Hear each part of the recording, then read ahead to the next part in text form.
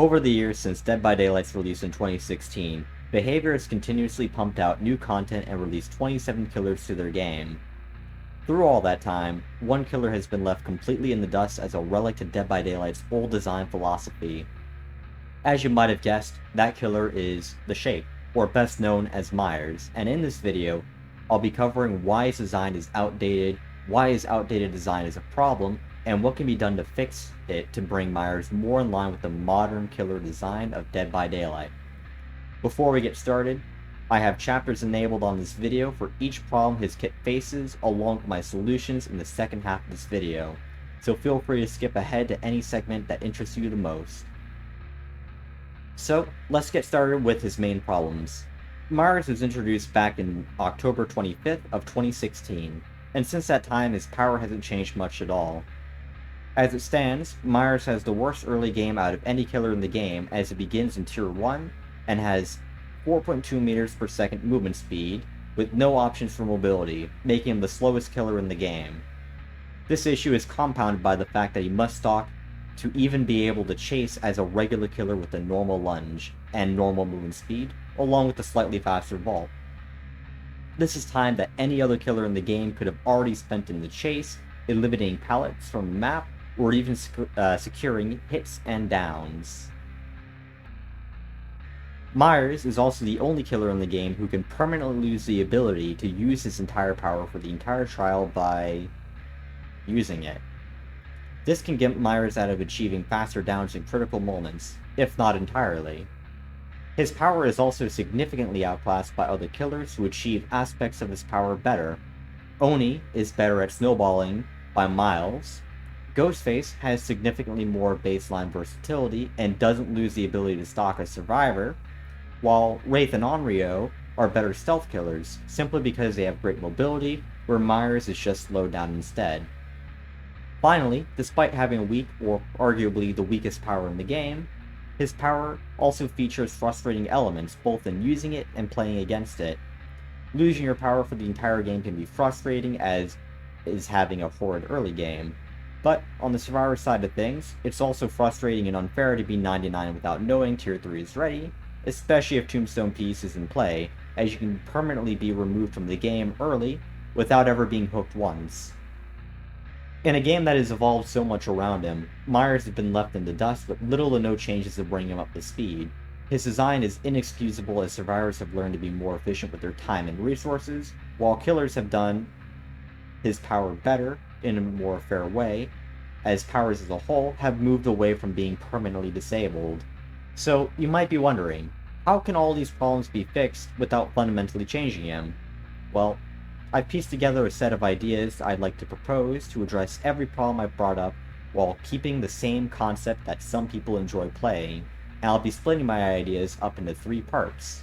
Number 1, a Stalk Overhaul. Number 2, Tier Overhaul, and finally, number 3, Addon Reworks. So, let's fix Myers. First, I'll bring up my changes to his stalking system. For reference, I'll leave how stalking currently works on the left side of the screen, and I'll leave my updated version on the right side of the screen while talking about it. With this system, there is always a pool of 20 evil in the trial.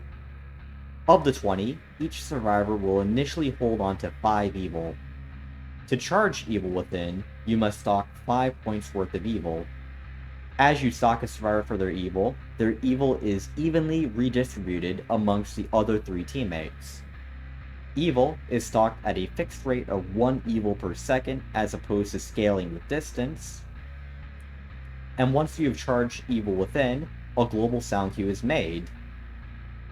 While evil within is charged, you may choose between tearing up with the primary power button or tearing down with the secondary power button. And the animation for changing tiers will slow you down to 2.5 meters a second for 1.5 seconds.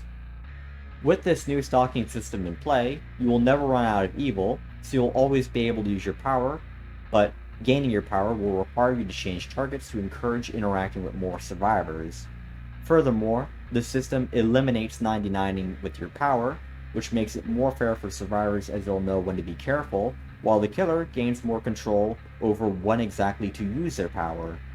As for his tiers, their benefits are lackluster currently. So once again, you'll be seeing the old version as power to the left, with my updated version on the right. You begin the trial at Tier 1.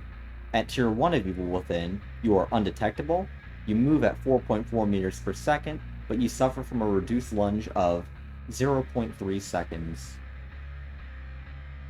Rather than stalking to leave Tier 1, you can leave Tier 1 at any time by simply pressing the power button. At Tier 2 of Evil Within, you have a 16 meter tear radius, you move at 4.6 meters per second, and you have a normal lunge duration of 0.5 seconds. But you can vault windows and destroy pallets, generators, and breakable walls 12.5% faster, and your lunge is also 0.25 meters per second faster as well. Once you have Evil Within charged, you may choose between Tier 1 or Tier 3. At Tier 3 of Evil Within, you have a 32 meter tear radius. You still move at 4.6 meters per second, but you have an increased lunge duration of 0.7 seconds, which moves 0.5 meters per second faster than normal. Your vault and destruction action speeds are also 25% faster as well. And of course, Tier 3 will still have a duration of 60 seconds before you go back to Tier 2.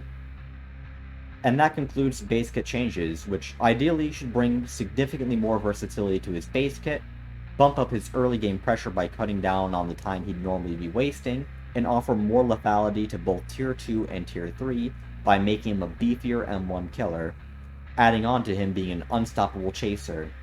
Furthermore, these ideas take away from the majority of the things that people find frustrating about Myers as a whole. But what are base kit changes without add-on reworks to capitalize on this? With these changes in mind, I also have 16 add-on reworks and updates I prepared as well. I'll be displaying 4 at a time and briefly go over them. Each add-on will take up a different corner of the screen, and anything you don't see hasn't been changed. With that out of the way, let's start off with our common add-ons, which we have Boyfriend's Memo, which increases the Tier 1 movement speed by 0.2 meters a second. Blonde Hair, which automatically provides 2.5 evil for striking a survivor with a basic M1 attack. Tacky Earrings, which increases the lunge movement speed bonuses of Tier 2 and Tier 3 by 0.1 meters a second. And Glass Fragment, which reveals the auras of all survivors at 5 or more evil for 3 seconds when you change tiers. For our uncommon add-ons, we have Reflective Fragment, which reveals all survivors within 12 meters of the survivor you are stalking, with a lingering duration of 4 seconds. Jewelry, which silences your destruction of pallets, generators, and walls, along with your Tier 1 breathing. Memorial Flower, which reduces the evil required to charge Evil Within by 0.8, and Hairbrush, which increases the duration of Tier 3 by 15 seconds. For our rare add-ons, we have Judas Journal, which does a couple of things actually. The survivor with the least amount of evil becomes the obsession, and whenever the obsession is stalked, any survivor with 5 or more evil has their aura revealed, which lingers for 4 seconds after the fact. Jewelry Box, which reduces the successful attack cooldown of attacks made in Tier 2 by 25%, and the successful attack cooldown of attacks made in Tier 3 by 40%.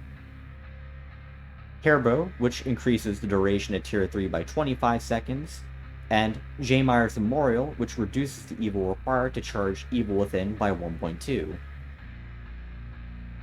And finally, we have our very rare add-ons, which is Lock of Hair, which restores 20 seconds of Tier 3 for each survivor you put into the dying state while in Tier 3. Scratch Mirror, which eliminates the ability to progress to Tier 3, but stalking in Tier 1 reveals all survivors within 32 meters of you, while stalking in Tier 2 reveals all survivors within 16 meters of you. So basically this combines the old Scratch Mirror and Vanity Mirror into one add-on. Speaking of Vanity Mirror will reveal all survivors within 12 meters of you while stalking in Tier 3. And finally, Tombstone Piece, which instantly destroys any pallet that stuns you, but disables the ability to reduce stun times. That right there is everything I propose to bring Myers up to speed with the current version of Dead by Daylight. If you enjoyed hearing me ramble on about how I'd changed Myers and you liked my ideas, I'd really appreciate it if you liked the video or subscribe to help it get into the algorithm and make my ideas more visible to behavior. And of course, my socials are also in the description as well if you would like more content as well. But also feel free to leave your thoughts in the comments below, as I'd love to talk more about these ideas or what you think of them. Plus, I'd like to imagine I'm at least somewhat competent at responding to people, but we'll pretend about that at least. But that's all I have for right now. Thank you so much for watching.